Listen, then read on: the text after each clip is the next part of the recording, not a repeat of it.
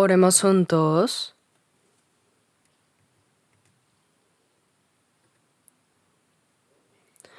Nuestro Padre Dios, Santo y Misericordioso, que nos amas.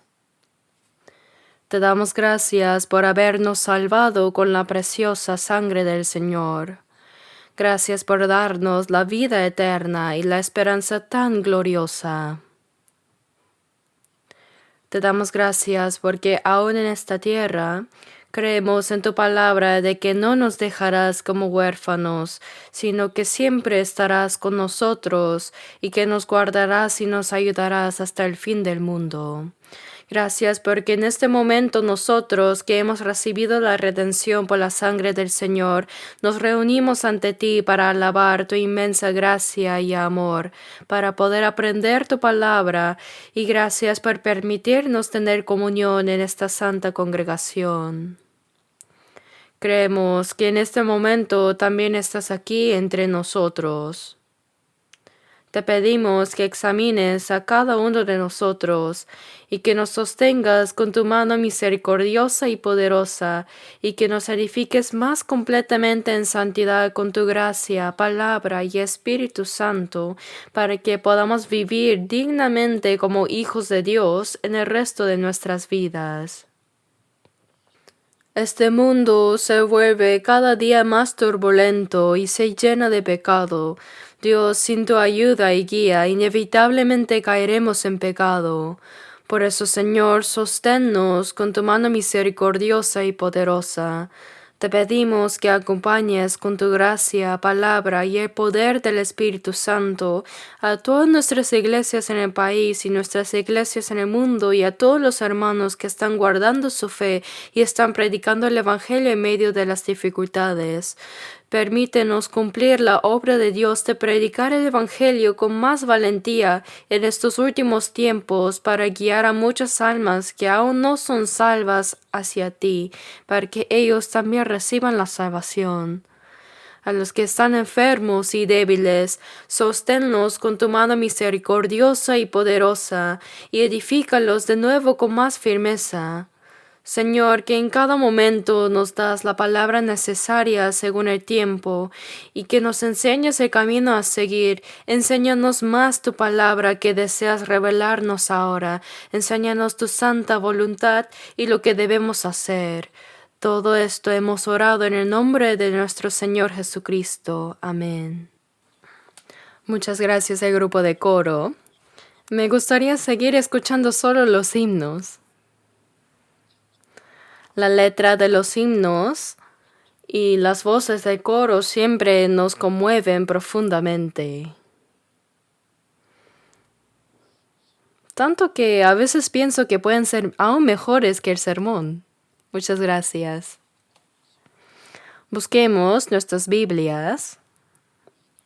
Vamos a San Mateo, capítulo 6. Mateo 6, desde el versículo 9 hasta el 13. Se los leo. Mateo 6, desde el versículo 9.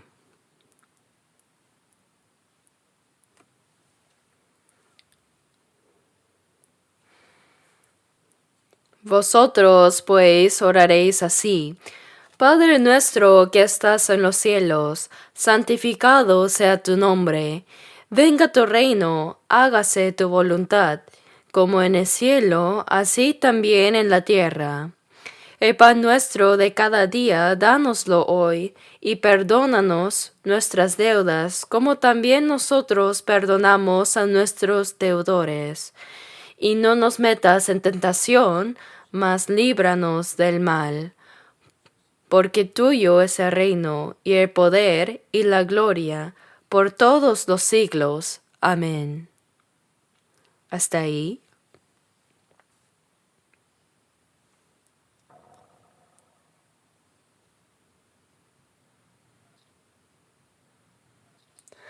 ¿Pasaron bien el año nuevo? Estaba quieto y sin darme cuenta ya había pasado.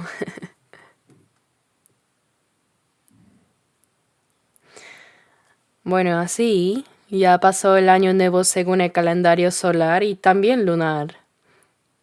Un año ha terminado y otro año nuevo ha comenzado.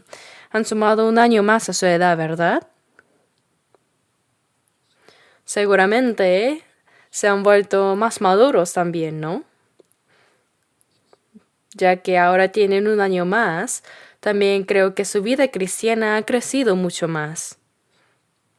El día de la venida del Señor está cada vez más cerca también, y este mundo se vuelve más caótico y complicado. Sin embargo, damos gracias a Dios porque podemos vivir con valentía en la fe, confiando en Él. Nos alegramos y nos sentimos consolados porque podemos vivir obedeciendo a la palabra del Señor, con un corazón que anhela su regreso cada día. Entonces hoy, basándonos en el pasaje que acabamos de leer, hablaré sobre la oración que el Señor nos enseñó. La conocen bien, ¿cierto? Con este título les compartiré el mensaje de hoy. Parece sencilla esta oración, pero en ella está contenida una profunda voluntad de Dios. Por eso me preocupa si podré transmitir este mensaje correctamente.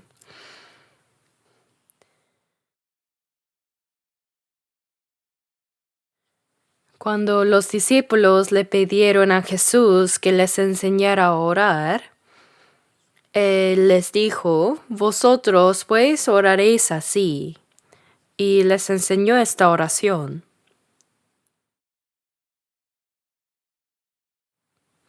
Mucha gente conoce esta oración como el Padre Nuestro. Yo también cuando iba a otra iglesia antes, al finalizar el culto el pastor decía, cantemos el himno número 3 y recitemos el Padre Nuestro. Y me gustaba porque significaba que el culto había terminado. Así muchas personas lo memorizan de manera mecánica. Repiten el Padre Nuestro de memoria sin pensar en su significado. Sin embargo, el Señor no nos dio esta oración solo para que la recitamos en el culto como parte de una ceremonia. No es algo que debamos recitar sin reflexionar, como si fuera un simple ritual. De hecho, una persona que no ha nacido de nuevo verdaderamente no puede hacer esta oración. Es una oración que deben hacer aquellos que han experimentado un verdadero nuevo renacimiento.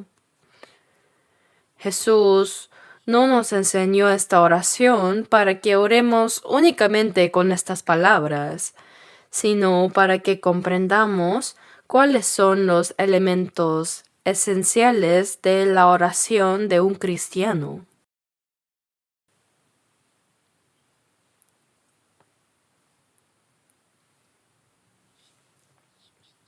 En Salmos 17:1 dice, Oye, oh Jehová, una causa justa. Está atento a mi clamor, escucha mi oración hecha de labios sin engaño. Por ejemplo, cuando hacemos una llamada también, no simplemente levantamos el celular y decimos lo que queremos y no más, sino que primero decimos aló y esperamos que la otra persona responda sí para asegurarnos de que hemos llamado a la persona correcta. Luego expresamos nuestro mensaje de manera clara y concisa. Así es la oración, es hablar con Dios. Es un hecho asombroso que podamos orar a Dios. Si lo pensamos bien, podríamos preguntarnos cómo puede Dios escuchar al mismo tiempo todas las oraciones de tantas personas en el mundo. Pero no es necesario preocuparnos por eso, porque Dios no es hombre como nosotros. No importa cuántas personas oren a la vez, porque Él escucha cada oración. El problema es si es que oramos correctamente a Dios o no. Antes de orar, primero debemos estar espiritualmente conectados con Dios, ¿no? Por eso la oración comienza con Padre nuestro que estás en los cielos. En Isaías 66:1 dice, El cielo es mi trono, y la tierra estrado de mis pies. Cuando la Biblia dice que el cielo es el trono de Dios, se refiere a todo el universo. Por eso oramos diciendo, Padre nuestro que estás en los cielos. Y en Jeremías 23:24 dice, ¿Se ocultará alguno, dice Jehová, en escondrijos que yo no lo vea? ¿No lleno yo, dice Jehová, el cielo y la tierra? Dice así. No hay ningún lugar donde una persona pueda esconderse de Dios, porque Dios está en todas partes. Por eso en Salmo 139, versículo 2 dice, Dios, has entendido desde lejos mis pensamientos. Así Dios no deja de vernos porque esté lejos. Él está cerca y también lejos a la vez. En otras palabras, Él llena completamente los cielos y la tierra. Entonces no hay lugar donde Dios no esté presente. Cuando decimos, Padre nuestro que estás en los cielos, estamos reconociendo que el Dios Todopoderoso, el Creador y el Gobernante del universo, está por encima de todas las cosas. El hecho de que podamos llamar a este Dios Padre es un privilegio asombroso, ¿verdad? Dios no solo creó y gobierna el universo, sino que está por encima de todas las cosas. Él no está contenido dentro del universo, sino que lo trasciende. Por eso la Biblia dice que Él está en los cielos. ¿No es de verdad asombroso de que podemos llamar a ese Dios todopoderoso nuestro Padre? Our Father in Heaven dice, Padre nuestro que estás en los cielos. Solo pensar en esto nos conmueve, ¿verdad? El hecho de que podamos llamar a Dios que hizo todo el universo Padre es algo tan asombroso. En Juan 1:12 dice, Mas a todos los que le recibieron, a los que creen en su nombre, les dio potestad de ser hechos hijos de Dios. Cuando recibimos la salvación, nacemos de nuevo y recibimos a Cristo en nuestro corazón. En ese momento nos convertimos en hijos de Dios y Él se convierte en nuestro Padre. Por eso solo aquellos que han sido verdaderamente salvos y han nacido de nuevo pueden llamar a Dios Padre. Ser hijos de Dios es una potestad, dice. Si alguien nace como hijo de un rey, automáticamente tiene el título de príncipe. No es porque haya hecho algo para merecerlo, sino porque nació como hijo de rey, tiene ese privilegio.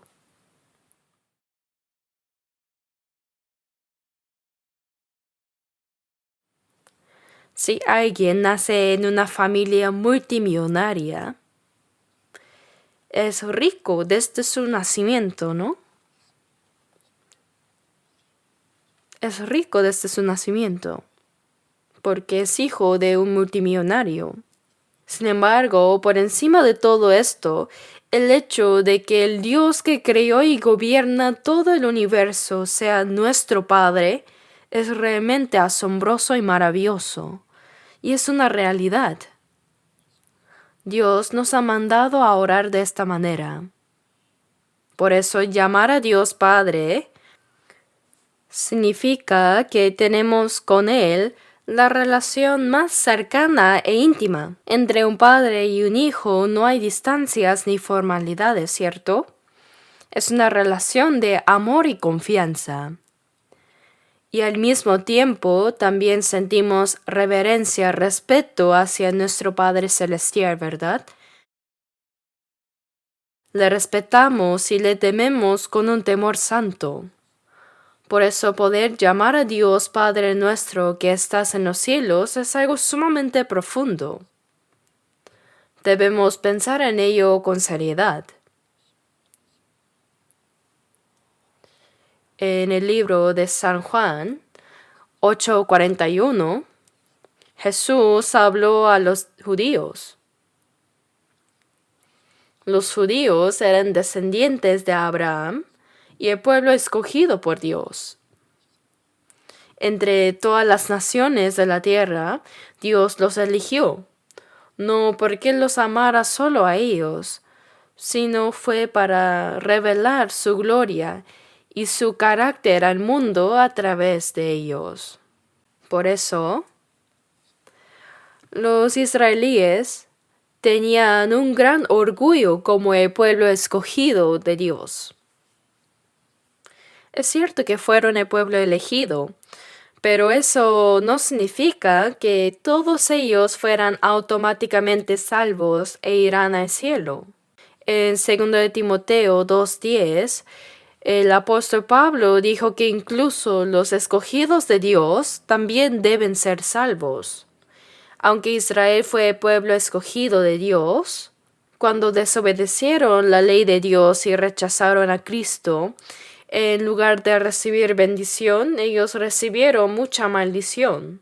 Y como resultado fueron dispersados por el mundo durante más de 2000 años y sufrieron innumerables persecuciones y masacres. Ser el pueblo de Dios conlleva una gran responsabilidad. Para que sus almas sean salvadas, ellos también deben recibir a Jesucristo en su corazón y ser redimidos, al igual que nosotros. Si no son salvos, aunque sean el pueblo escogido, serán desechados delante de Dios. En Juan 8:41 vemos que los israelíes llamaban a Dios Padre. Pero Jesús les dijo claramente que Dios no era su Padre. El pueblo de Israel estaba muy orgulloso de ser el pueblo escogido por el Dios que creó el universo. Pensaban en esto con mucho orgullo. Pero les dijo, Dios no es vuestro Padre. Y no solo eso, sino que vosotros sois de vuestro padre el diablo. Al pueblo, a los judíos que consideraban a Dios como su padre, Jesús les dijo, Dios no es su padre, sino tu padre es el diablo. ¿Por qué? Porque sus acciones demostraban que Dios no era su padre. Jesús dijo también, Él ha sido homicida desde el principio. El diablo ha sido un homicida desde el principio en el huerto de Edén. Él separó a Adán y Eva de Dios y los condujo a la muerte.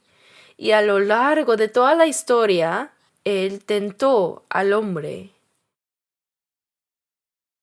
Lo engañó y lo alejó de Dios para hacerlo pecar. Y fue ese mismo Satanás quien obró en los corazones de los judíos para que rechazaran a Cristo y para que lo crucificaran. Por eso Jesús dijo, Él ha sido homicida desde el principio y no ha permanecido en la verdad porque no hay verdad en Él. Cuando habla mentira, de suyo habla. Es decir, Satanás no solo dice mentiras, sino que las dice como si fueran verdad. Porque es mentiroso y padre de mentira. Todas las mentiras provienen de Satanás. Por eso Jesús les dijo, vosotros sois de vuestro padre el diablo. Y los deseos de vuestro padre queréis hacer.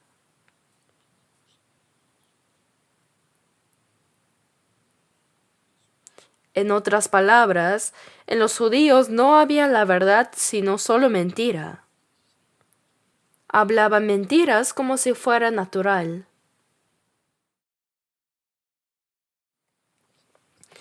Al oír esto, ¿qué hicieron? Quisieron matar a Jesús. Estaban convencidos de que eran el pueblo escogido, que servían a Dios y que Dios era su Padre. Pero cuando Jesús les dijo que en realidad su padre era el diablo y que estaban haciendo las obras de su padre el diablo, ¿qué hicieron los judíos? Se llenaron de ira y quisieron matarlo. Incluso hoy, muchos cristianos no renacidos llaman a Dios Padre. Sin haber nacido de nuevo, llaman a Dios muy naturalmente Padre. Cuando alguien nuevo asiste a la iglesia y escucha a otros orar diciendo nuestro Padre, simplemente repiten Padre nuestro. Al principio puede sentirse extraño, pero después de un tiempo se vuelve un hábito. Dicen Dios nuestro Padre, sin siquiera entender su significado. Pero ¿cuándo Dios se convirtió en su Padre? ¿Cuándo nacieron de nuevo? Nacer de nuevo significa que así como nacemos físicamente de nuestros padres, también debemos nacer espiritualmente de Dios al recibir a Jesucristo en nuestro corazón. Solo aquellos que han nacido de Dios llegan a ser hijos de Dios. Pero muchos que nunca ni siquiera han nacido de nuevo llaman a Dios Padre solo por costumbre. Incluso pueden orar de manera muy elocuente. ¿Saben? Eso es como levantar un celular y hablar sin que haya nadie al otro lado.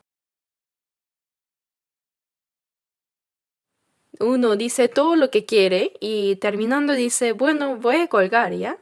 ¿Qué importa si cuelga o no? ¿Con quién estaba hablando realmente? Si alguien puede orar correctamente, eso significa que tiene una relación correcta con Dios. Y si alguien puede orar correctamente, significa que su vida cristiana también está en lo correcto. La oración no es un simple ritual.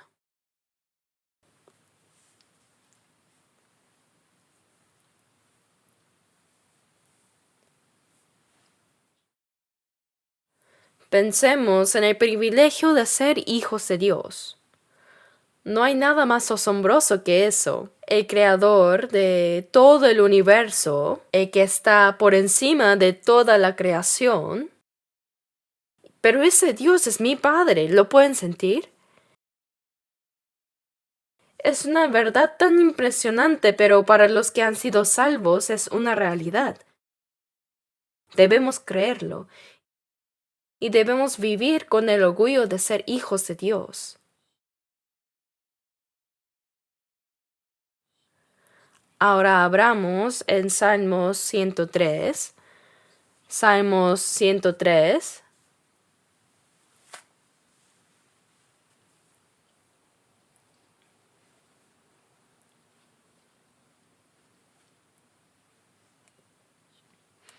Salmo 103, leamos los versículos 20 y 21.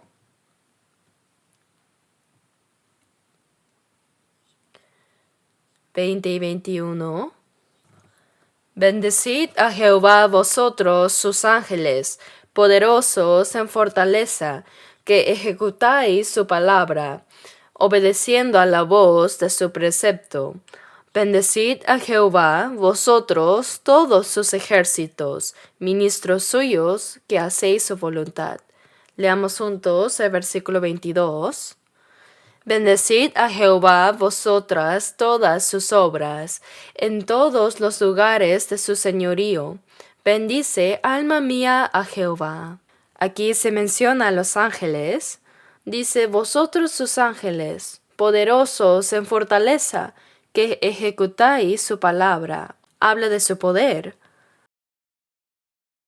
¿Saben que después de Dios, los seres más poderosos son los ángeles? Dios realiza muchas de sus obras a través de ellos, es cierto. Incluso cuando entregó la ley al pueblo de Israel, lo hizo por medio de los ángeles. Por eso en Daniel 12:1, Dios le dijo a Daniel: en aquel tiempo se levantará Miquel, el gran príncipe que está de parte de los hijos de tu pueblo. Miguel es un ángel. Hay 3 ángeles especiales en la Biblia. Uno es Gabriel, el segundo Miquel y Lucifer. Lucifer es el ángel caído y que se convirtió en diablo por rebelarse contra Dios. Pero Miguel es el ángel guerrero, el gran príncipe que está de parte de tu pueblo. En Josué 23:10 también dice que cuando Israel iba a la guerra contra las naciones paganas, Dios les dijo: un varón de vosotros perseguirá a 1000, porque Jehová vuestro Dios es quien pelea por vosotros. Dios peleaba por el pueblo de Israel. Por eso un solo judío podía vencer a 1000 enemigos. Si Dios está con ellos, no solo 1000, sino 10,000 caerán. Pero ¿cómo lo hacía Dios? Porque Él enviaba a su ángel. En Isaías 37, cuando el ejército de Asiria con 185,000 soldados rodeó Jerusalén y amenazó al rey Ezequías, le enviaron una carta a Ezequías diciéndole: ríndete ahora o los mataremos a todos. ¿Crees de verdad que tu Dios podrá salvarte? Así blasfemaron contra Dios. Le dieron esa carta a Ezequías para que se rindiera. Pero él llevó la carta al templo y oró a Dios: Señor, léelo tú mismo. El rey de Asiria está insultándote. ¿Qué harás al respecto? Entonces el profeta Isaías vino y le dijo: no te preocupes, esta misma noche Dios acabará con ellos. Entonces esa noche Dios envió a su ángel y en Isaías 37:36 dice que salió el ángel de Jehová y mató a 185,000 en el campamento de los asirios. Israel no disparó ni una sola flecha. De hecho, esto ha sucedido varias veces en la historia. Más recientemente, cuando Israel se independizó el 14 de mayo de 1948, tuvo que enfrentar varias guerras y entre ellas la tercera, que es la famosa Guerra de los 6 días en junio de 1967. El presidente egipcio Nasser tomó el mando de una coalición de 14 naciones árabes y rodeó a Israel. Su intención era destruirlos por completo y arrojarlos al mar.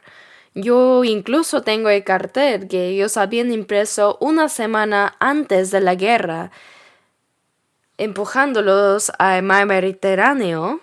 Decía: Go to hell, Zionists. Váyanse al infierno, sionistas.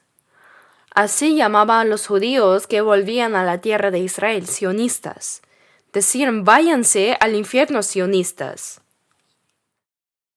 En ese momento Israel tenía solo 2.25 millones de habitantes y su territorio era del tamaño de la provincia de Gangwon en Corea. Los 14 países árabes tenían una población de 120 millones e Israel solo 2.25 millones. ¿Cómo podían ganar? ¿Podían luchar contra ellos? Los ejércitos árabes tenían misiles, tanques y aviones MiG de Rusia. Y les amenazaba con todo eso. Por supuesto que, Israel tenía aviones Phantom de Estados Unidos, pero comparando el poder militar, no tenían posibilidad de ganar. En términos de número de soldados, de verdad la diferencia era abrumadora.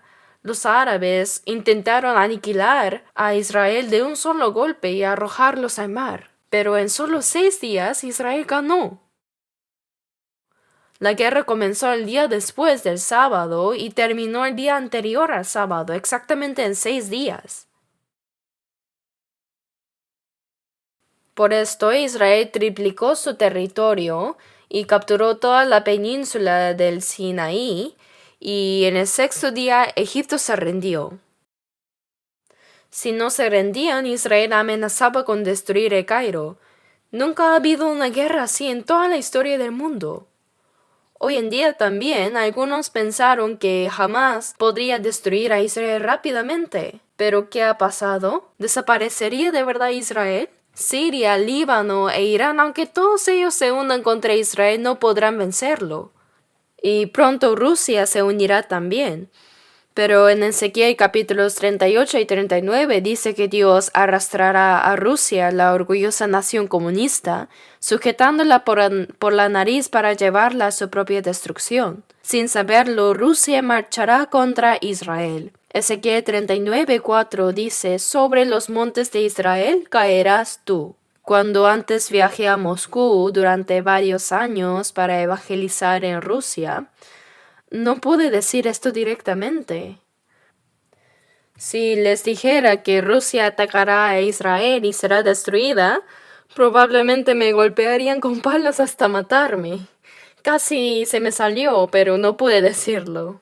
Pero se cumplirá sin duda. Ciertamente,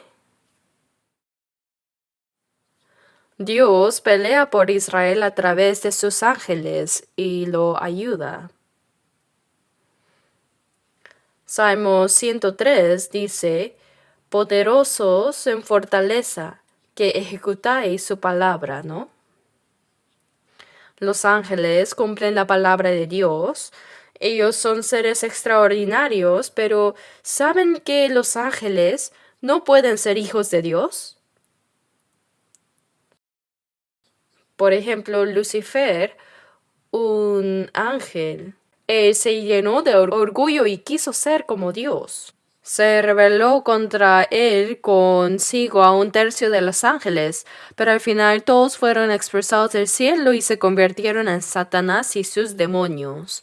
En San Mateo 25:41 dice: apartaos de mí, malditos, al fuego eterno preparado para el diablo y sus ángeles. El diablo aquí es Lucifer. Sus ángeles son los que se rebelaron con él y fueron expulsados al fuego eterno, dice. Pero Cristo no murió en la cruz por los ángeles caídos. Si un ángel cae, eso es el fin para él. Dios ha permitido que Satanás tenga cierta libertad por un tiempo, pero la razón por la que Dios creó a los humanos es completamente diferente de la razón por que creó a los ángeles. Dios creó a los ángeles como espíritus ministradores. Hebreos 1:7 dice que hace a sus ángeles espíritus y a sus ministros llama de fuego. Como ministradores, trabajadores quiere decir. Y Hebreos 1:14 dice: ¿no son todos espíritus ministradores enviados para servicio a favor de los que serán herederos de la salvación? Dios creó a los ángeles para que sirvan a los santos que serán herederos de la salvación.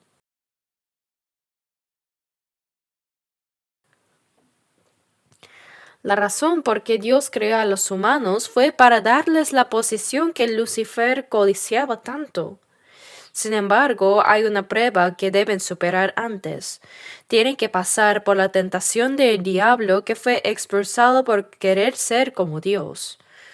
Por eso Dios está usando temporalmente al diablo. Deben vencer su tentación para obtener el derecho de ser como Dios. Lo claro es que Dios nunca murió por los ángeles. Ellos no pueden ser los hijos de Dios ni la esposa de Cristo.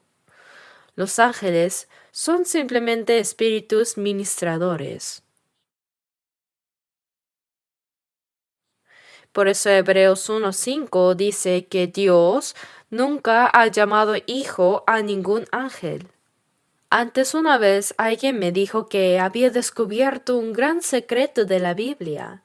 Le pregunté cuál es y me respondió: ¿sabía usted que Jesús era un ángel? Dios escogió a uno de los ángeles y dijo: tú eres mi hijo. Eso dijo. Jesús fue uno de los ángeles que fue escogido como el Hijo de Dios, según él. Me dijo que eso estaba en Hebreos 1:5.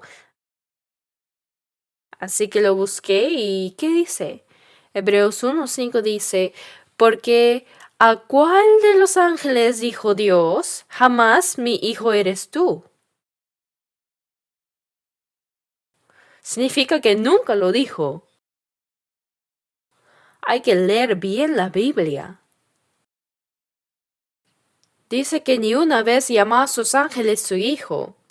Él dijo, ¿a cuál?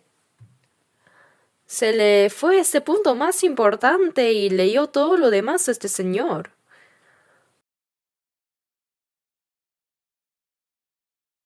De todos modos, los ángeles son seres poderosos, sí.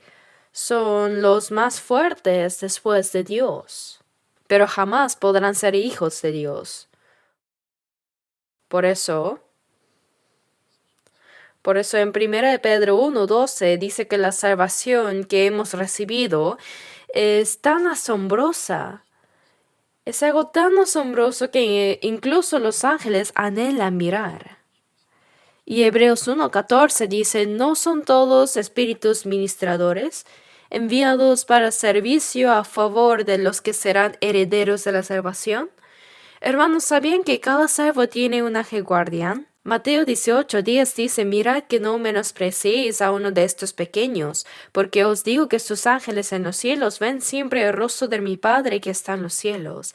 Cada salvo, cada hijo de Dios, tiene un ángel guardián, ¿lo sabían? ¡Cuán increíble ser hijos de Dios! Los ángeles nos sirven en el cielo. Cuando alabemos a Dios, ellos estarán como nuestros acompañantes en la adoración. Y ellos al ver nuestra salvación sentirán tanta admiración y asombro que nos envidiarán. Hebreos 1 dice que cuando Cristo regrese,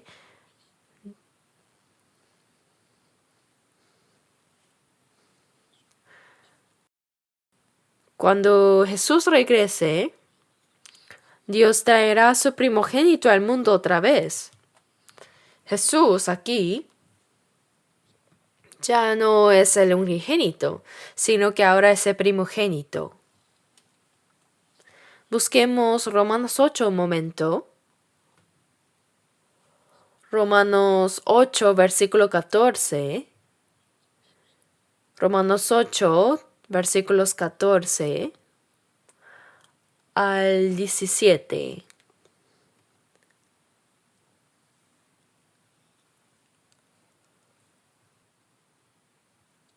Romanos 8, 14 al 17.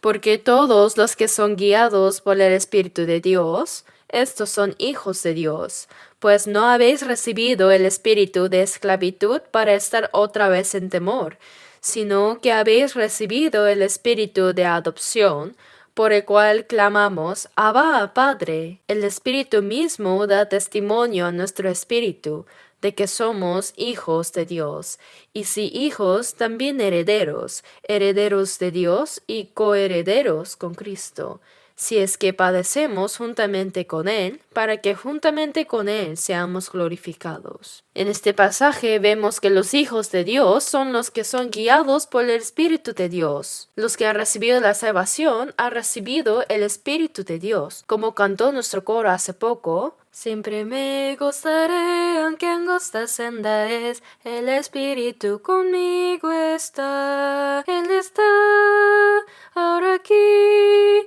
Aleluya, Espíritu.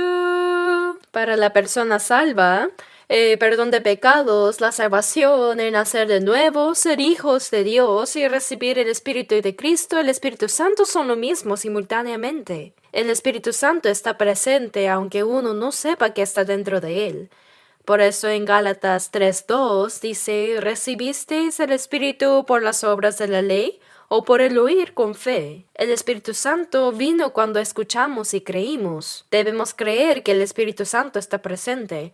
Aunque no sepamos que Él está aquí, definitivamente el Espíritu está en los renacidos. Por eso no habéis recibido el espíritu de esclavitud para estar otra vez en temor, sino que habéis recibido el espíritu de adopción. El esclavo siempre siente temor, ¿verdad? Es porque puede ser expulsado por el más mínimo error. Así es un esclavo. Pero el hijo no tiene que preocuparse por ser expulsado. Él está confiado. Una vez que se convierte en hijo, una vez que es hijo de Dios, es hijo de Dios para siempre. Por eso no habéis recibido el espíritu de esclavitud, sino el espíritu de adopción, por el cual clamamos Abba, Padre. La palabra adopción significa que, aunque originalmente no éramos hijos, fuimos adoptados como hijos. Por eso el Espíritu mismo da testimonio en nuestro espíritu, dice. Cuando el Espíritu Santo viene, da testimonio de que somos hijos de Dios, nos hace creer con certeza. Y dice, y si hijos, también herederos, herederos de Dios. Y coherederos con Cristo si es que padecemos juntamente con Él, para que juntamente con Él seamos glorificados. Quiere decir que somos coherederos con Cristo, herederos conjuntos, ¿no? Recibimos gloria junto con Cristo. ¿No es esto extraordinario? Somos herederos que pueden heredar todas las cosas espirituales de Dios junto con Cristo y recibir gloria con Cristo.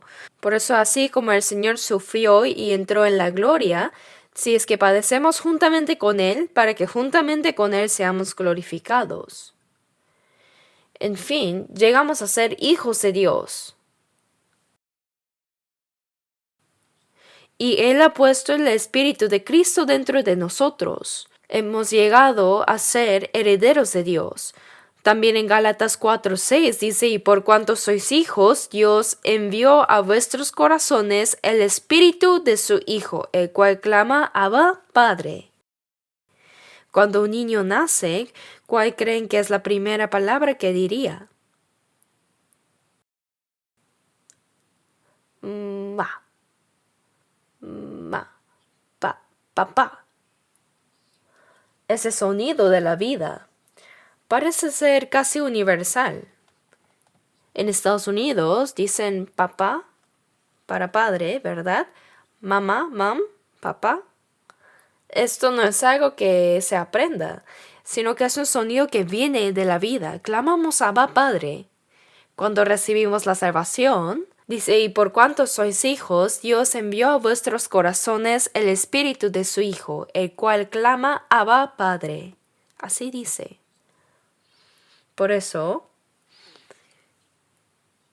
es increíblemente asombroso que seamos hijos de Dios. Dios es nuestro Padre que está en los cielos. Ahora pensemos un momento en la palabra nuestro Padre. No es solo mi Padre. Yo no soy el único hijo, sino nuestro Padre.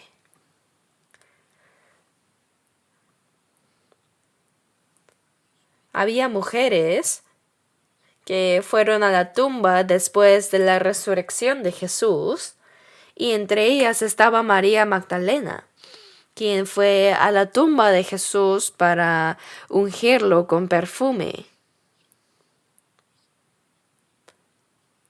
Y se encontró con Jesús resucitado. Jesús le dijo, ve a mis hermanos, refiriéndose a los discípulos, y diles, subo a mi Padre y a vuestro Padre, a mi Dios y a vuestro Dios. Los llamó mis hermanos, my brothers, mi Padre, my Father and your Father. Mi Padre es vuestro Padre, hermanos. ¿No sienten algo conmovedor en el corazón cuando leen estas palabras? ¿Las leen nomás? Mi Padre es ahora vuestro Padre, y mi Dios es vuestro Dios. Estamos en la misma posición que Jesús. Antes de que Jesús muriera, Él era el unigénito. Unigénito significa el único hijo. Solo había uno. Pero si el grano de trigo no cae en la tierra y muere, queda solo, pero si muere, lleva mucho fruto. Jesús es el Hijo de Dios que cayó del cielo a la tierra y murió. El unigénito murió para dar nacimiento a muchos hijos. Después de su resurrección, Jesús ya no es el unigénito, sino que se convirtió en el primogénito entre muchos hermanos, el primogénito. ¿Lo saben? Se convirtió en el hermano mayor. Por eso en Hebreos 1:6 dice, y otra vez cuando introduce al primogénito en el mundo. Cuando vino por primera vez, vino como el unigénito, pero después de su muerte y resurrección, ahora es el primogénito. Mis hermanos, mi Padre y vuestro Padre. Ahora Jesús, quien santifica, y nosotros que somos santificados, hemos nacido de Dios. Por eso dice que Jesús no se avergüenza de llamarlos hermanos. Él nos llamó mis hermanos. Jesús es el hermano mayor y nosotros somos sus hermanos menores. ¿No es asombroso? Ahora Jesús ya no es el primogénito porque han nacido hermanos menores. Así que nos hemos convertido en hermanos de Jesús, quien puede llamar a Dios Padre. Y nosotros, los salvos, no somos los únicos salvos, sino que hay muchos hermanos que han sido salvos, ¿verdad? Cuando las hermanas son salvas, más que hermano o hermana, espiritualmente todos somos hermanos. En la Biblia dice hermanos. Dios solo ama a los hijos. Por lo tanto, no hay espíritu de hija. Es el espíritu de hijo. Una vez alguien dijo, Dios, aquí están los hijos e hijas de Dios. Pero pensándolo bien, Dios no tiene hijas, solo tiene hijos. Porque nos dio el espíritu de hijo. ¿Lo saben, hermanas? No es espíritu de hija, sino de hijo. Por eso, ahora hemos recibido la autoridad de ser hijos de Dios. Recibimos este privilegio.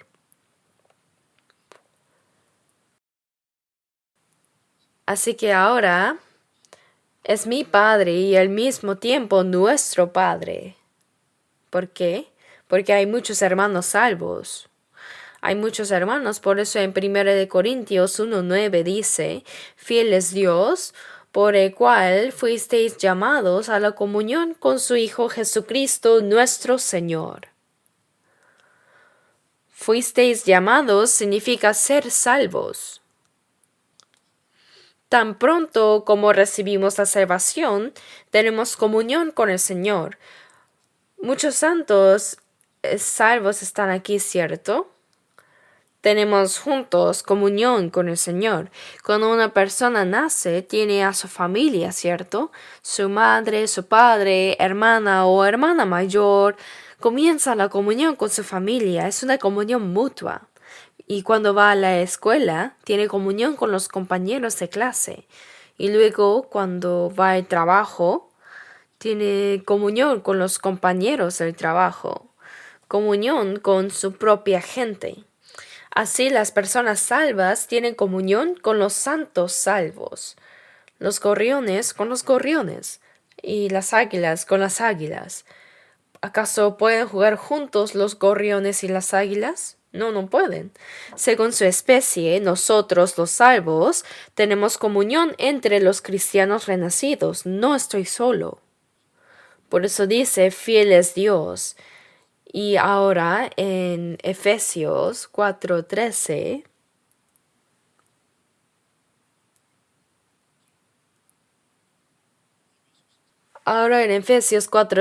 dice, hasta que todos lleguemos a la unidad de la fe y del conocimiento del Hijo de Dios.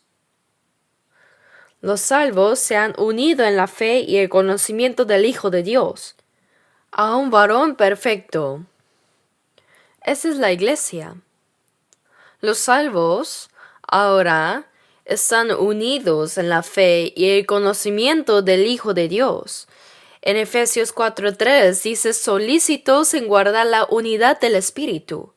Somos hermanos de un Dios Padre con la misma fe y esperanza y con el mismo propósito de vida. Somos uno.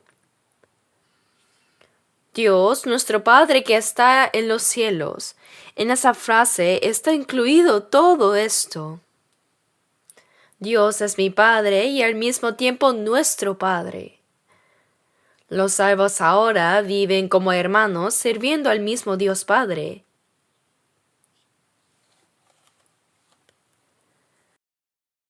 Así que ahora veamos por un momento Efesios 2. Efesios capítulo 2, versículo 19. Efesios 2, 19, leamos juntos. Así que ya no sois extranjeros ni advenedizos, sino conciudadanos de los santos y miembros de la familia de Dios. Desde ahora es una palabra dirigida a los salvos, y ya no sois extranjeros. Si frente a una casa dice prohibido el ingreso de ajenos, no se puede entrar. Solo entran las personas relacionadas. Antes de la salvación, en Efesios 2 dice que fuimos ajenos a los pactos de la promesa. Pero ahora ya no sois extranjeros ni advenedizos. Tampoco somos invitados, sino conciudadanos de los santos. ¿Qué ciudadanos? Ciudadanos del reino celestial. En Filipenses 3, versículo 20 dice, mas nuestra ciudadanía está en los cielos, de donde también esperamos al Salvador y al Señor Jesucristo. Tenemos la ciudadanía donde nació nuestro cuerpo. Los que nacieron en Corea tienen la ciudadanía coreana. Así, al nacer de nuevo, somos ciudadanos del reino celestial. Nuestra ciudadanía está en los cielos. El cuerpo es ciudadano de esta tierra y el espíritu se ha convertido en ciudadano del cielo, de donde también esperamos al Salvador, al Señor Jesucristo. Cuando el Señor venga, Él nos llevará, y los salvos ya han completado su proceso de inmigración. ¿A dónde? No a Estados Unidos. Estados Unidos ya no es tan hermoso. Disculpen a los que están viviendo allá. Pero es verdad. Los coreanos cantan: en el hermoso Seúl, viviré en Seúl. ¿Acaso Seúl es tan hermoso? Antes, cuando yo estaba en Daegu y venía a Seúl, al llegar acá me quedaba sin aliento. El aire era tan contaminado que quería huir rápidamente. ¿Qué tiene de hermoso? En el reino celestial tan hermoso, hay la fragancia de las flores hoy, y el árbol de la vida da su fruto bien. Solo está mi Señor allá. Oh, mi hermosa tierra natal. Los ángeles me llaman desde ese cielo. Por eso nosotros, los salvos, somos ciudadanos del cielo con dignidad. Iremos pronto allá. Los trámites de inmigración ya están completos, la visa ya está, y no vamos en avión, sino que cuando el Señor venga, subimos así nomás. Parece que subiremos vivos como Enoch, así que esperemos un poco más. Así será. Por eso somos ciudadanos del reino celestial y conciudadanos de los santos y miembros de la familia de Dios. ¿Qué es miembros? Es ser una familia. Somos la familia de Dios. Ahora los salvos son una nueva comunidad.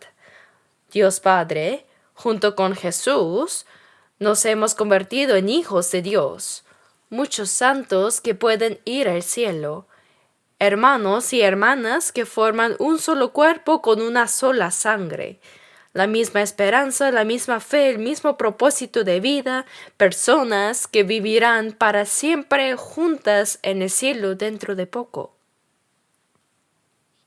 Dicen que la sangre es más espesa que el agua, ¿verdad? Por supuesto que la sangre es más espesa que el agua, pero el Espíritu Santo es más espesa que la sangre. No importa cuán buena sea el lazo carnal, pues terminará en unas décadas.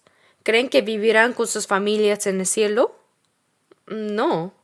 Disculpen, pero en el cielo terminará el parentesco. Todos los hermanos salvos se convertirán en uno y vivirán juntos. Así que el linaje carnal, las relaciones carnales terminan en unas décadas. Pero ser hijos de Dios unidos por el Espíritu es eterno. En el cielo también será eterno. Aunque no sepamos cómo viviremos juntos en el cielo, lo sabremos cuando lleguemos, ¿no? Pero cuando lleguemos será maravilloso. Nada en esta tierra se puede comparar ni siquiera con una 10,000ª parte del cielo. En fin, el espíritu es mucho más precioso que la sangre. Así que llegamos a ser la familia de Dios al recibir la salvación en Cristo. Nos hemos convertido en miembros de una nueva comunidad.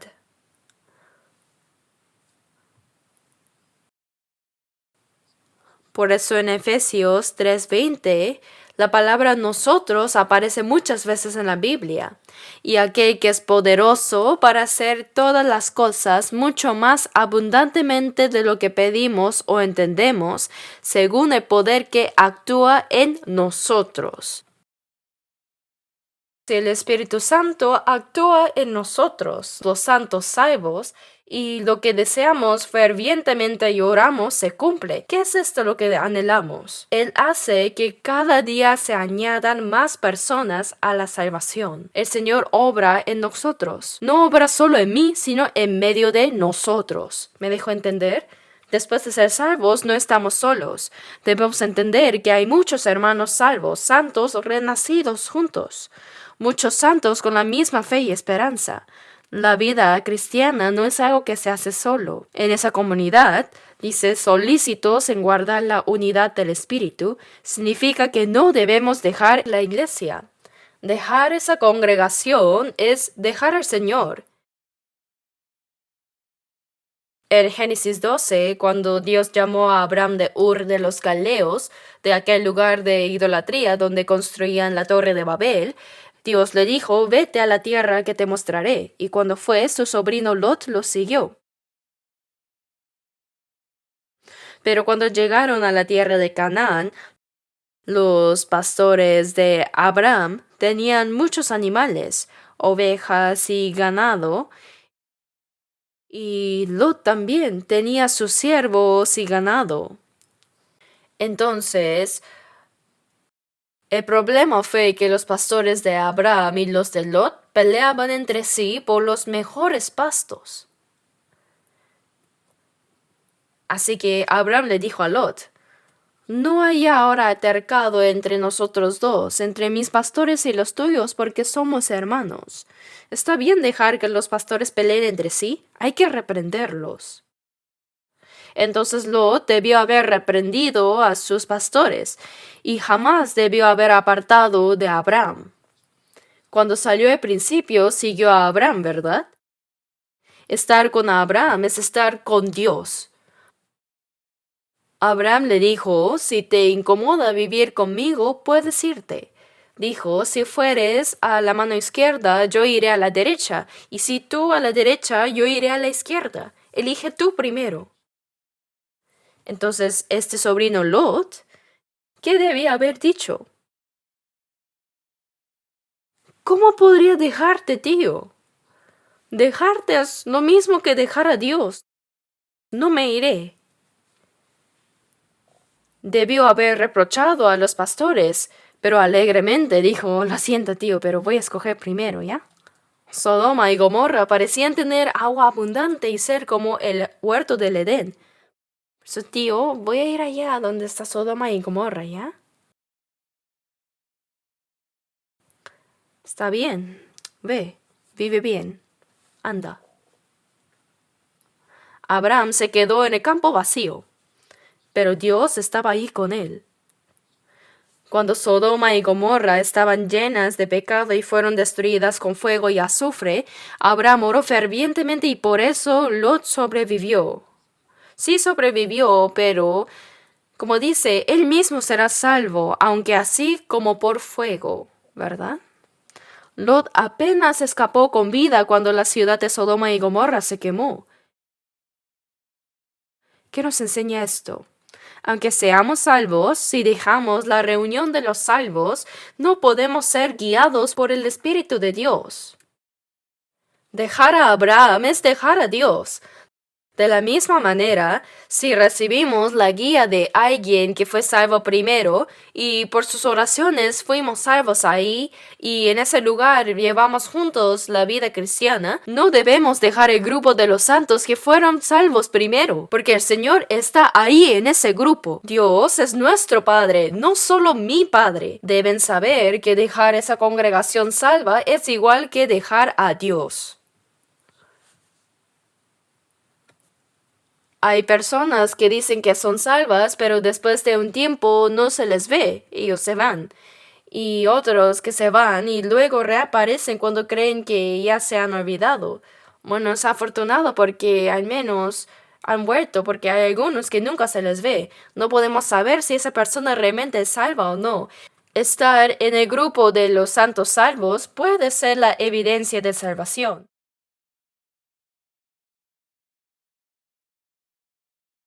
Así que leamos juntos Romanos 14, versículos 7 y 8 por un momento. Romanos 14,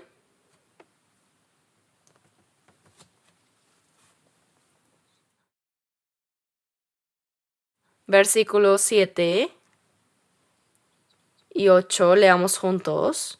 Porque ninguno de nosotros vive para sí, y ninguno muere para sí. Pues si vivimos, para el Señor vivimos, y si morimos, para el Señor morimos. Así pues, sea que vivamos o que muramos, del Señor somos. Aquí nosotros. Qué palabra tan entrañable es la palabra nosotros. La congregación de los santos salvos. Ninguno de nosotros vive para sí y ninguno muere para sí. Es algo normal, no es nada especial. Cuando somos salvos, viviré para el Señor, moriré para el Señor, viva o muera que soy del Señor. Esto es verdad. Mi alma y mi cuerpo no son míos, sino del Señor, todos nosotros. Por eso ninguno de nosotros vive para sí, y ninguno muere para sí. ¿Qué pagaré a Jehová por todos sus beneficios para conmigo? Si somos salvos, somos personas que vivimos juntos para corresponder a la gracia de Dios. Pues si vivimos para el Señor, vivimos, y si morimos para el Señor, morimos, ¿verdad? Es natural, no es nada especial. Pero yo no. Yo sí vivo para mí, sufro para mí y voy a morir para mí. Entonces algo está mal. Ahora somos personas que compartimos el mismo destino en la comunidad de los hijos de Dios para el Señor. Cooperamos juntos para el Señor y por el Evangelio del Señor para la gloria de Dios, según su palabra.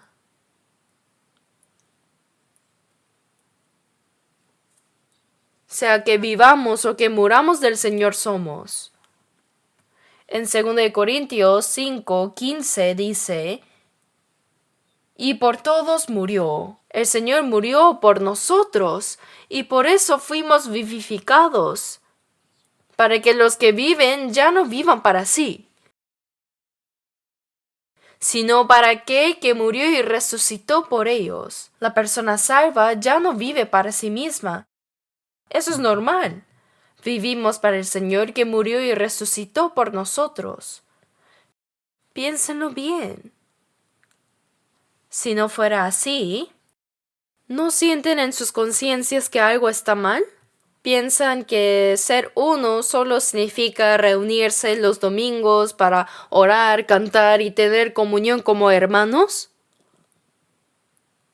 ¿No deberíamos compartir la misma esperanza, el mismo propósito de vida y el mismo destino, ya sea que vivamos o muramos? Todo es para la gloria de Dios.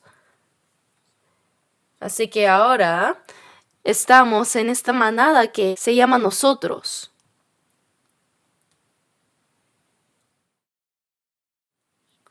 Veamos también Hebreos 2:10. Hebreos 2, versículo 10.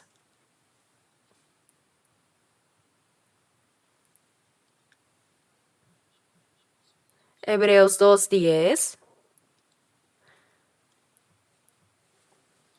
Porque convenía a aquel por cuya causa son todas las cosas, y por quien todas las cosas subsisten, que habiendo de llevar muchos hijos a la gloria, perfeccionase por aflicciones al autor de la salvación de ellos. Por quien son todas las cosas. Significa que Él creó todas las cosas y las gobierna y preserva.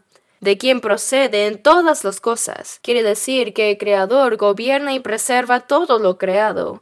Este Creador, nuestro Señor, habiendo de llevar muchos hijos a la gloria, dice: Jesús murió en la cruz como un grano de trigo para dar nacimiento a muchos hijos, habiendo de llevar muchos hijos a la gloria. Convenía que perfeccionase por aflicciones al autor de la salvación de ellos. Significa que era conveniente que el Señor de la salvación muriera como un grano de trigo.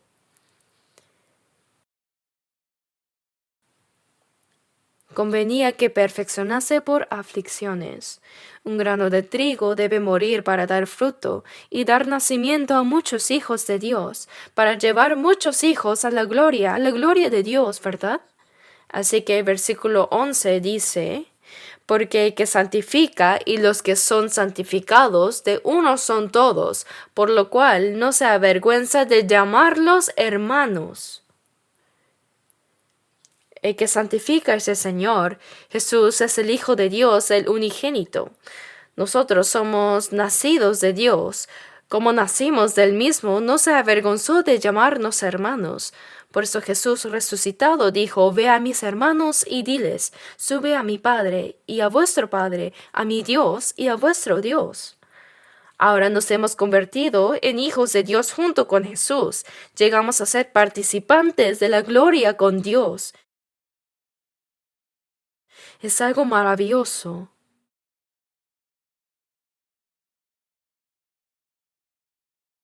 Leamos Romanos una vez más. Romanos 8. Romanos 8, versículo 29. Romanos 8, 29, leamos juntos. Porque a los que antes conoció, también los predestinó para que fuesen hechos conformes a la imagen de su Hijo, para que Él sea el primogénito entre muchos hermanos. Sí, aquí dice: a los que antes conoció. Dios planeó y conoció de antemano que nos salvaría. También los predestinó para que fuesen hechos conformes a la imagen de su Hijo. El propósito de nuestra salvación es darnos el Espíritu del Hijo y hacernos conformes a su imagen. ¿Qué significa recibir el Espíritu del Hijo y ser conformes a su imagen?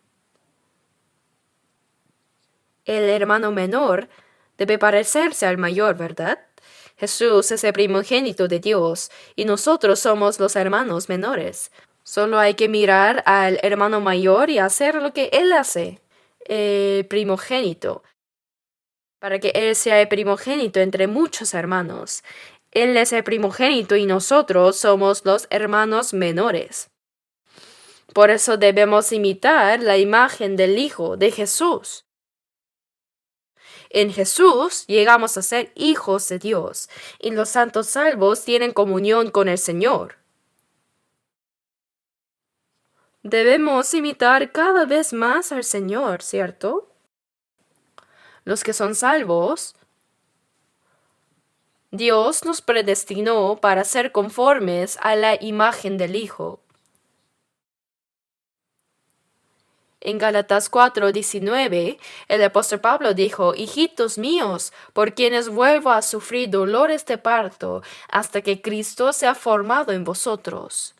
La madre, al dar luz, en los tiempos antiguos, algunas morían durante el parto. Cuán doloroso es, ¿no? Los que no dieron a luz no podrán entenderlo. Y criar también. ¿Es suficiente solo con dar a luz? Hay que criarlos. Los padres se esfuerzan y trabajan toda la vida por sus hijos. ¿Qué son los hijos? Para estos Gálatas, el apóstol Pablo sufrió dolores de parto para llevarlos a la salvación. Y después de ser salvos, cuando todavía no entendían qué significaba vivir según el Espíritu, los legalistas vinieron y confundieron su fe. Por eso dice, hasta que Cristo sea formado en vosotros, yo vuelvo. La palabra vuelvo significa que aunque ya se esforzó para predicarles el Evangelio y llevarlos a la salvación, ahora vuelve a sufrir dolores de parto hasta que Cristo sea formado. Cristo debe ser formado en nosotros, ¿sí? Por eso, nos salvó para que imitemos la imagen del Hijo, y la imagen de Cristo debe formarse gradualmente en nosotros. Debemos parecernos cada vez más al Señor. En Romanos 8:17 dice, y si hijos, también herederos, herederos de Dios y coherederos con Cristo. Junto con Cristo, el que dice que permanece en mí debe andar como Él anduvo. Uno debe andar como anduvo el Señor poco a poco. Lo que hablamos, pensamos y hacemos debe parecerse cada vez más al Señor. En 1 Corintios 13, el apóstol Pablo dijo, cuando yo era niño hablaba como niño, pensaba como niño, juzgaba como niño, mas cuando ya fui hombre dejé lo que era de niño. ¿Qué es la madurez cristiana? Nuestra fe debe crecer gradualmente y nuestra forma de hablar, pensar y actuar debe parecerse cada vez más al Señor, ¿verdad? Debemos imitar cada vez más al Señor y cuando Él venga, hasta este cuerpo será transformado en un cuerpo glorioso como el del Señor. Así como el gusano que comía hojas entra en su capullo y sale convertido en mariposa y vuela, también la cigarra no se convierte en cigarra inmediatamente, sino que tiene un proceso de 7 años. Luego se quita su caparazón y vuela de repente. Así, debemos parecernos cada vez más al Señor hasta ser como Él cuando venga. Dicen que son salvos, pero cuando vemos cómo hablan, actúan y viven, siguen igual que antes. Bueno, no sé. ¿De verdad será salvo? ¿Realmente? La salvación no es una teoría. Debe convertirse en verdad. Debemos parecernos cada vez más al Señor. Por eso en Colosenses 3, versículos 9 y 10 dice, habiéndoos despojado del viejo hombre con sus hechos y revestido del nuevo, el cual conforme a la imagen del que lo creó, se va renovando hasta el conocimiento pleno. El viejo hombre, antes de la salvación, ¿verdad? Hay que despojarnos del viejo hombre con sus hechos y revestirnos del nuevo, el cual conforme a la imagen de que lo creó.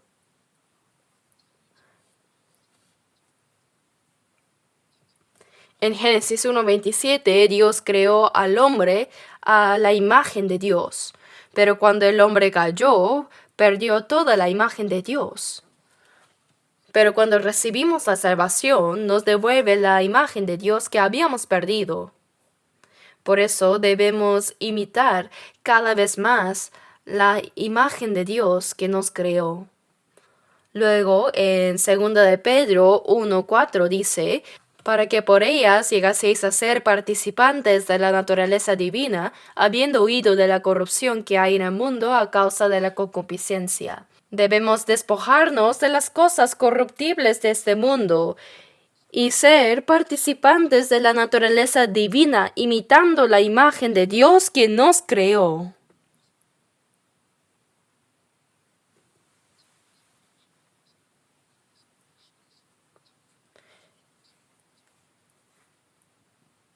En Mateo 5:48 dice, sed pues vosotros perfectos como vuestro Padre que está en los cielos es perfecto.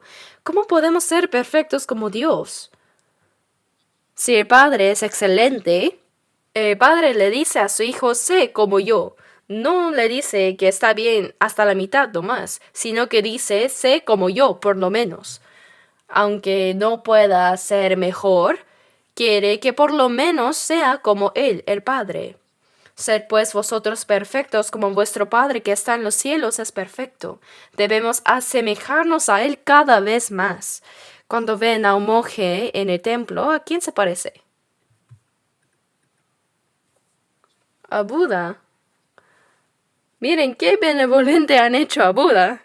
Cuando los ven golpeando el gong de madera todos los días, parece que se van asemejando poco a poco de verdad. La benevolencia fluye de ellos. Alguien dijo, el monje se va pareciendo a Buda, pero ¿a quién deben parecerse los cristianos? Puesto los ojos en Jesús, el autor y consumador de la fe. En Hebreos 12, cuando dice que miremos al Señor que nos perfecciona, es como un pintor que pone el modelo frente a él y lo pinta en su lienzo, copiando exactamente el rostro. Cuando estaba en Moscú, vi a un artista sentado dibujando rostros de personas. Y alguien me dijo, pastor, que le haga un retrato. Así que dije, bueno, ¿por qué no? Y lo dibujó muy rápido. Era idéntico a mí. Así que lo enmarqué y lo colgué. Lo dibujó muy bien. Dibujaba al toque con el lápiz. Puestos los ojos en Jesús, el autor y consumador de la fe. Significa que así como un pintor traslada cada cabello y cada ceja todo a su lienzo, así debemos trasladar todo lo del Señor a nuestro corazón y a nuestra vida. Debemos parecernos cada vez más al Señor.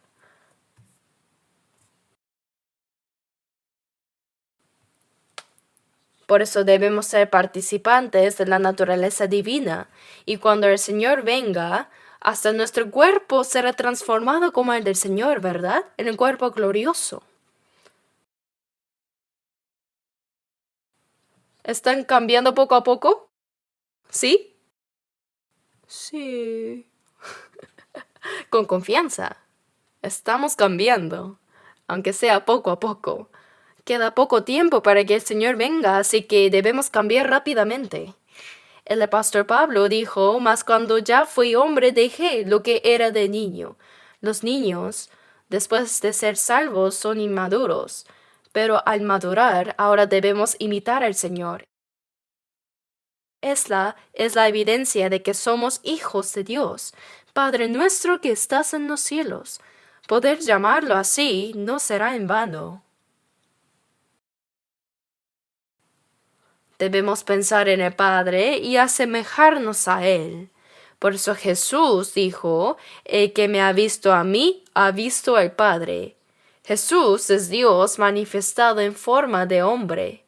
El amor de Dios, la benignidad de Dios, el poder de Dios, toda la naturaleza de Dios se manifestó a través de Jesús en forma humana.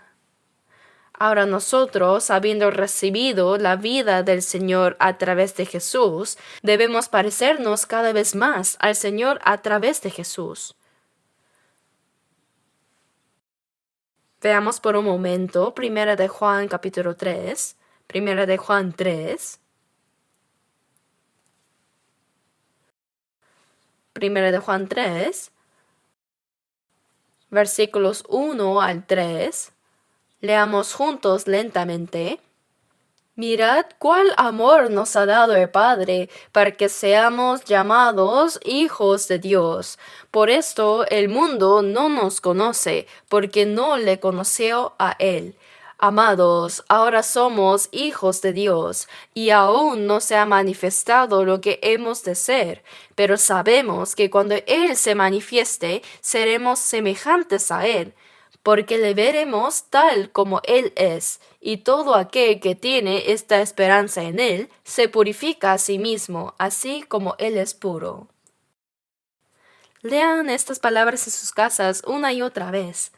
Ahora somos hijos de Dios. Tiene un significado extraordinario. Mi Padre que está en los cielos y al mismo tiempo nuestro Padre.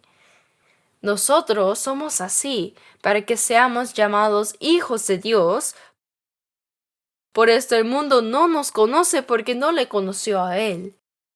Si no conocen al Padre, ¿cómo pueden conocer al Hijo, verdad? Ahora somos hijos de Dios, pero aún no se ha manifestado lo que hemos de ser, ¿cierto? Siendo hijos de Dios, hay a veces que pasamos hambre, nos cansamos, enfermamos y somos pobres siendo hijos de Dios. Cuando Jesús no había comido por 40 días, cuando fue tentado por el diablo, estaba extremadamente agotado. Entonces el diablo apareció y dijo, ¿eres realmente el Hijo de Dios? ¿Por qué sufres tanta hambre siendo el Hijo de Dios? ¿Por qué estás muriendo? Si tú eres el Hijo de Dios, convierte estas piedras en pan y come. Esa fue la primera tentación.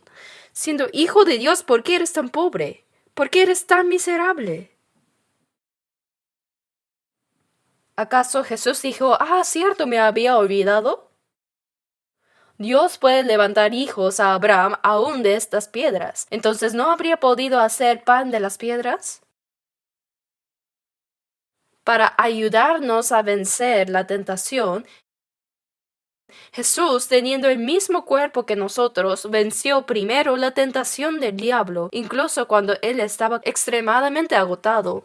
No solo de pan vivirá el hombre, sino de toda palabra que sale de la boca de Dios.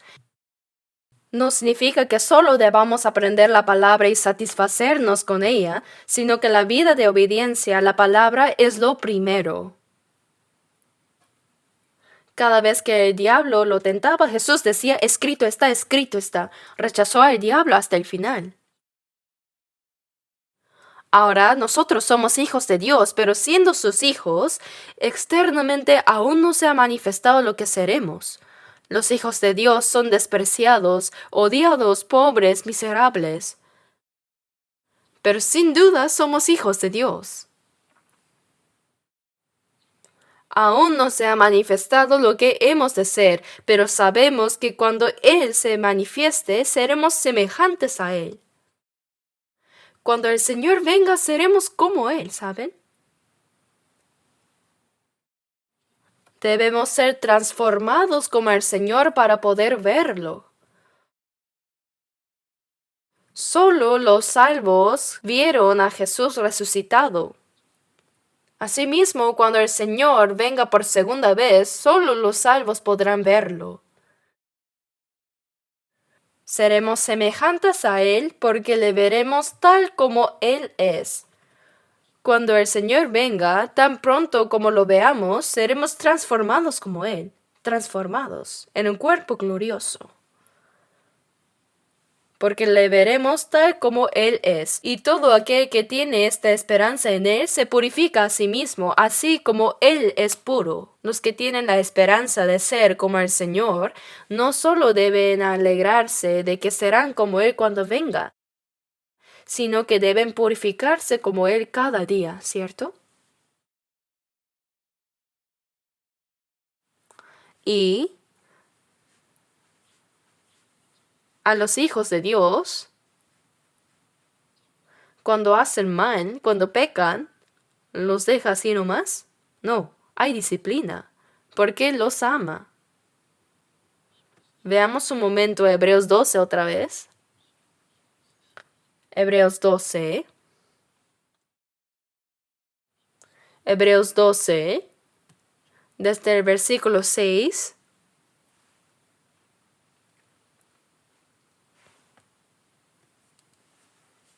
Porque el Señor al que aman disciplina y azota a todo el que recibe por hijo. Si soportáis la disciplina, Dios os trata como a hijos. Porque ¿qué hijo es aquel a quien el padre no disciplina? Pero si os deja sin disciplina, de la cual todos han sido participantes, entonces sois bastardos y no hijos.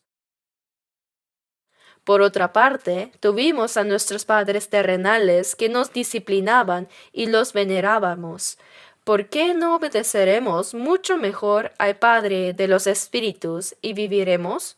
Y aquellos ciertamente por pocos días nos disciplinaba como a ellos les parecía, pero éste para lo que nos es provechoso, para que participemos de su santidad. Y Dios, porque ama a sus hijos, cuando hacemos mal, nos disciplina. ¿Sí?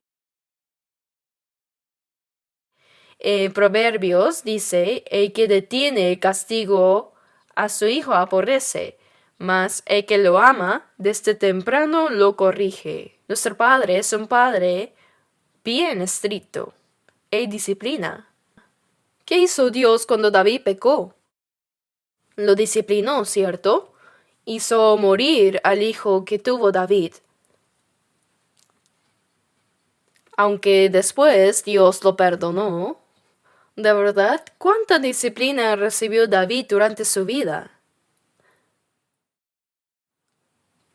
Su hijo Amnón pecó, entonces Absalón lo mató y huyó. Y cuando regresó, ese Absalón codició el trono de su padre, y David tuvo que huir de su hijo Absalón. Fue expulsado del palacio y sufrió mucho. Todo eso fue disciplina. Hermanos, sí hay disciplina. Viene de distintas formas. A veces el padre hace mal, pero el hijo recibe la disciplina. Es un caso especial. Luego puede venir la disciplina física, la enfermedad como disciplina. No toda enfermedad es disciplina, pero hay enfermedades que sí vienen así. También, materialmente, Dios puede quitar todo lo que uno tiene. La disciplina puede venir también mentalmente. Hay varios tipos de disciplina. Cuando recibamos disciplina, dice, no menospreciéis el castigo de Jehová. Debemos aceptarla bien. Si no hay disciplina, somos bastardos y no hijos. Alguien dijo, voy a probar si realmente soy hijo de Dios o no haciendo algo malo para ver si recibo disciplina. ¿Así van a probar si hay disciplina o no? Cuando antes estaba en Gwangju, había dos hermanas que iban a una universidad técnica. Eran escultoras y yo aprendí un poco de escultura ahí. Y dejé una obra sin terminar en casa. Incluso compré herramientas de escultura así. Pero estas hermanas vivían bien la vida cristiana. Y llegó el tiempo de casarse. Y cuando les presentamos hermanos salvos, no les gustaron. No les gustaban. Entonces una de ellas se casó con un no creyente. No sé qué le gustó de él.